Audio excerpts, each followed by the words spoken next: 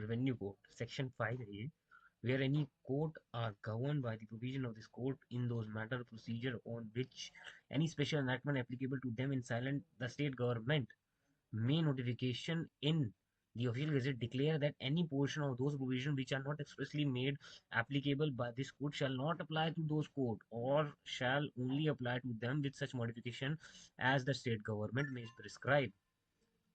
Section 5 का subsection 2 है ये. Revenue court means in subsection 1 means a court having jurisdiction under any local law to entertain suits or proceeding relating to the rent, revenue, profit, land use for the agriculture purpose, but does not include a civil court having original jurisdiction under the court to try such or proceedings are being sued for the proceeding of a civil nature. For example, let me explain.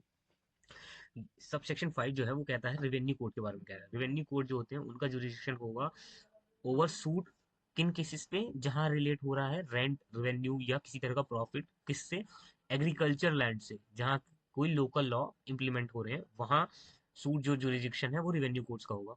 It if procedural matters are not covered, अगर procedural matter जो है वो cover नहीं हो रहे हैं by special enactment, तो ये एप्लीकेबल होगा उन कोड्स पर. स्टेट गवर्नमेंट क्या कर सकती है, state government can use this code provisions अगर कोई स्पेशल लॉ नहीं है वहां पर, but the state government can also exclude और modify the application of certain parts of the code for these codes by notification. तो वो तो कर ही सकती है, हर जगह लिखा ही है. For example a revenue code deciding a rent dispute under a state land revenue law. ठीक है, लैंड रेवेन्यू लॉ के अंदर एक रेवेन्यू कोड डिसाइड कर रही है rent dispute. It's special procedure rules are primarily, ये प्राइमरी है. However, if some procedural aspect is not addressed और मान लो उस एक्ट में कुछ एड्रेस नहीं हो रहा है, तो स्टेट गवर्नमेंट क्या करेगी, वो डिक्लेयर करेगी कि रेलेवेंट पार्ट जो सीपीसी के हैं वो इन कोर्ट्स में यूज हो सकते हैं. जैसे कि इस पे एक बहुत इंपॉर्टेंट केस लॉज है, जैसे कि के वर्मा से यूनियन ऑफ इंडिया का केस है, जो 1957 का है. ये एफएम करता है कि जो सबऑर्डिनेशन है, जहाँ principal where district courts are subordinate to high courts, state of UP were an important है इसमें, state of UP versus Rajesh Gautam 1997 का, जिसमें क्लैरिफाई करते हैं कि जो गवर्नमेंट है उनके पास पावर है कंसर्निंग दी एप्लीकेशन और exclusion of part of revenue code, exclusion of part of code to revenue code. मतलब सीपीसी का कोई पार्ट वो रेवेन्यू कोड्स के स्पेशल लॉज में ऐड करवा सकते हैं अगर वो वहां कहीं साइलेंट है.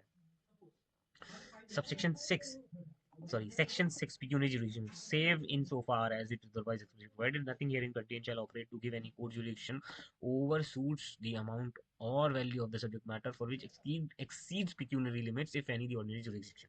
Subsection 6 क्या कह रहा है? Subsection 6 ये कह रहा है जो pecuniary jurisdiction है, it means that a court can only entertain, एक कोर्ट जो है वो उतना ही entertain करेगा, ट्राई करेगा या डिसाइड करेगा उतना ही लेवल का civil suit, if the amount, या अगर अमाउंट और the value of the subject matter, मान लीजिए कोई 10 लाख की गाड़ी है तो उतना तक ही value of the subject matter in dispute falls within the financial limit of a sign of the courts of ordinary. मान लीजिए अगर किसी कोर्ट की 10 लाख तक की लिमिट है तो वो 10 करोड़ तक का मैटर नहीं हैंडल कर सकते, ना देख सकते हैं, वो सिर्फ 10 लाख तक का ही मैटर देखेंगे, यही लिखा है यहाँ पर.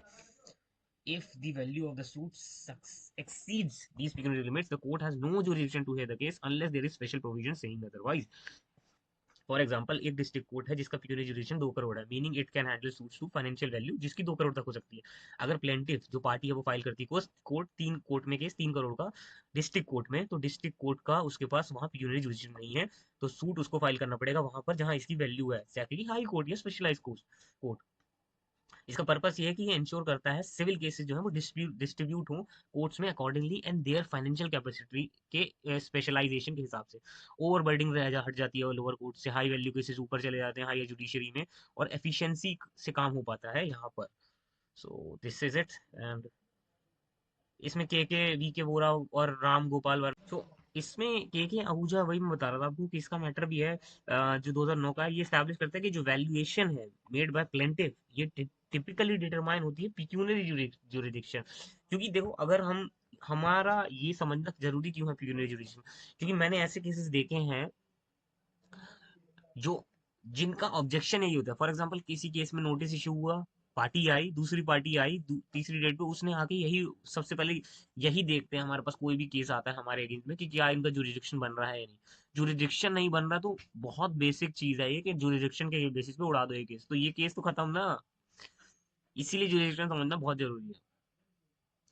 जैसे और एक ये firm Ram Gopal Ganpat versus corporation Calcutta का जजमेंट है किसमें, जिसमें कोर्ट ने अफर्म किया था कि The court must not hear suits exceeding their pecuniary limits or it may lead to miscarriage of justice. Obviously, अब जिसका प्रैक्टिकल एस्पेक्ट ये है कि जो pecuniary jurisdiction है ये लिमिट करता है, डिफर करता है from state to state and court to court. For example Delhi के जो डिस्ट्रिक्ट कोर्ट है उनका पिक्यूनरी जुरिस्डिक्शन है वो 2 करोड़ है। मुंबई के सिविल सिटी सिविल कोर्ट्स का जो जुरिस्डिक्शन है वो 10 करोड़ है या सिविल सूट्स है। कोर्ट्स लाइक जैसे कि डिस्ट्रिक्ट जज हैं उनके पास अनलिमिटेड पिक्यूनरी जुरिस्डिक्शन है। लेकिन जो सबऑर्डिनेट जजेस हैं जैसे मुफासिस हो गए या ये स्पेसिफिक कैप लिमिट है इनके ऊपर। तो सबसेक्शन 6 क्या करता है? सबसेक्शन 6 फाइनेंशियल बाउंड्रीज लगाता है कोर्ट पे कि वो उसके ऊपर के जुरिस्डिक्शन के मैटर नहीं दे सकते। So this is it and thank you so much and we'll meet in the next one.